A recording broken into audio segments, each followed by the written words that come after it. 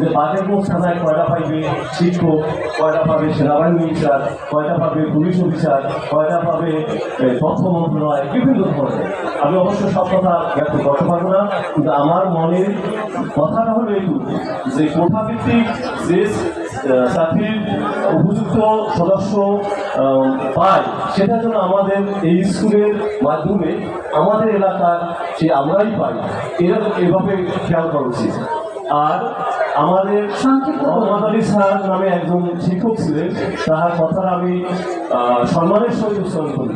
তিনি একদিন ব্ল্যাকবোর্ডে লিখছিলেন, আমি 9-এ পড়ি তখন, যে he can prosper in life who has done hard work.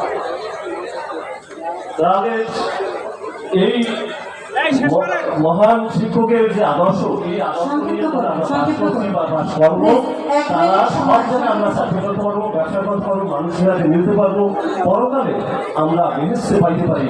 এই ব্যক্ত করে আমার সংক্ষিপ্ত বক্তব্য এখানে শেষ করছি। ধন্যবাদ। কথা বললে কথা শেষ হবে না।